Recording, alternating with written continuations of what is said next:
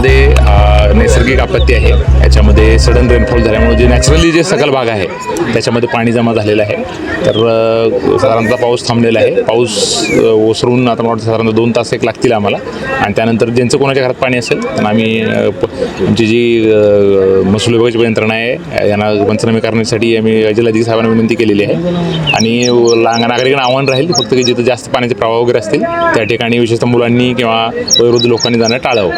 साधारणतः 2 तास आमची यंत्रणा आहे. ज्या ठिकाणी पाणी कुठं अडले असेल काय असेल तर ते काढण्यासाठी आमची यंत्रणा तिथं तात्काळ पोहोचेल. अद्याप कुठल्याही प्रकारची मदत यंत्रणा या भागात पोहोचली नाही. एनडीआरएफची टीम असो, अग्निशमक दल असो किंवा बचाव पथक जे असो, त्याच्यासाठी ते सांगतो ना, एनडीआरएफची टीमची आवश्यकता नाही आपल्याला या ठिकाणी. या ठिकाणी फक्त हे नॅचरल फ्लो आहे तोपर्यंत जाणार नाही आहे. हा नॅचरल सकल भाग आहे. ते एनडीआरएफची टीम कॉलण्यासारखी परिस्थिती नाही आहे. त्याच्यामध्ये आमची यंत्रणा जी आहे ते येऊन फक्त आपल्याला हे पाणी जोपर्यंत वाहून जात नाही तोपर्यंत आपल्याला फक्त पाणी वाहून जाऊन देण्यासाठी जी काही आपल्याला मदत करावी लागेल ते करणार आहे. फक्त नागरिकांनी अजून कोणाच्या घरामध्ये पाणी आहे परंतु फक्त नागरिकांनी काळजी घेणं आवश्यक आहे की अननेसेसरी जिथे पाण्याचा जास्त प्रवाह आहे त्या अशा ठिकाणी जाणं टाळावं. तर इथं पुढे नाला जे बंदिस्त करण्यात आलेलं अशी देखील नागरिकांची तक्रार. हो ना, जे काही आमच्याकडे लक्षात आलेलं आहे त्याला नोटीस पण इश्यू केलेली आहे. आता समजा 1-2 दिवसात नाही काढलं तर आमच्याकडून ती कारवाई काढण्यात येईल. धन्यवाद.